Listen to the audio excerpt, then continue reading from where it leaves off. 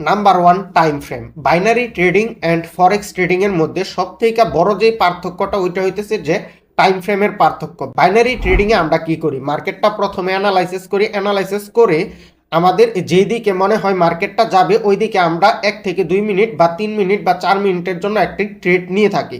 কিন্তু forex trading এর ক্ষেত্রে কি হয়, ফরেক্স ট্রেডিং এও সেম, আমরা মার্কেটটা ফার্স্ট অ্যানালাইসিস করি, অ্যানালাইসিস করার পরে ফরেক্স ট্রেডিং এ আমাদেরকে বুঝতে হয় যে মার্কেটটা কোথায় থেকে কোথায় যাইতে পারে। ধরেন হইতেছে একটা স্টকের প্রাইস বা হইতেছে একটা কারেন্সির প্রাইস আছে হইতেছে আপনার কি 100-তে, এটা 110-এ যাবে নাকি 95-এ নামবে নাকি 90-এ নামবে, এইরকম ভাবে আমরা ফরেক্স ট্রেডিং এ মার্কেটটা অ্যানালাইসিস করে তারপরে আমরা একটা ট্রেড এক্সিকিউট করি। তো যখন নাকি ফরেক্স ট্রেডিং এ আমরা একটা ট্রেড এক্সিকিউট করি, আমরা কিন্তু চাইলেই ধরেন আমি 110 পর্যন্ত যাবে, হ্যাঁ, বাট এইখান থেকে মার্কেটটা 103 বা হইতেছে 105 পর্যন্ত গেল, তখনও কিন্তু আমি ট্রেডটা ক্লোজ করে দিতে পারি।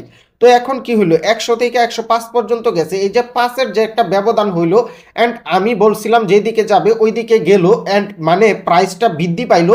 তো এইখান থেকে কি আমার ইনভেস্টের তুলনায় এই 5 পয়েন্টের মধ্যে আমার যেই প্রফিটটা আসার কথা তা আমার অ্যাকাউন্টে চলে আসবে। কিন্তু বাইনারি ট্রেডিং এর ক্ষেত্রে কি হয়, ধরেন ইউরো ইউএসডি দুইটা কারেন্সি, এখন প্রাইসটা আছে হইতেছে এইখানে, এখন আপনাকে বলতে হবে যে 1 মিনিটের মধ্যে প্রাইসটা এইখান থেকে উপরের দিকে যাবে নাকি এইখান থেকে নিচের দিকে নামবে। তো এইখানে যে একটা ধরাবাঁধা নিয়ম আছে, আবার ধরেন হইতেছে আপনি একটা ট্রেড প্লেস করে ফেলছেন, এটা কিন্তু আর আপনি ক্যান্সেল করতে পারবেন না বাইনারি ট্রেডিংয়ে।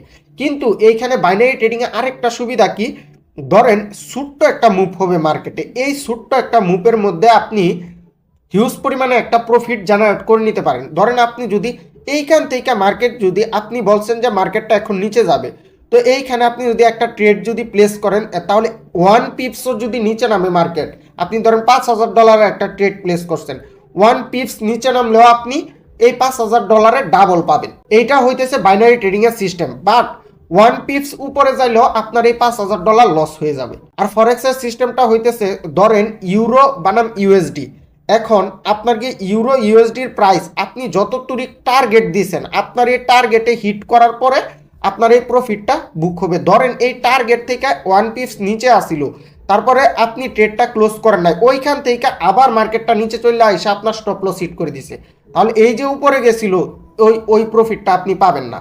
এই যে নিচে আসা যে আপনার স্টপ লসটা যে হিট করে দিছে, আপনার লস ঠিকই হয়ে যাবে। আবার কি, আপনি ধরেন আপনার টেক প্রফিটটা হিট করে নাই মার্কেট, ধরেন সামথিং একটা উদাহরণ দিতেছি আপনাদেরকে, ধরেন 7-8 পয়েন্টের মতো আপনার প্রফিটটা, আপনার মনে হইতেছে যেই পরিমাণে প্রফিট হয়েছে তাতে আমি সন্তুষ্ট, তো আপনি এইখানেই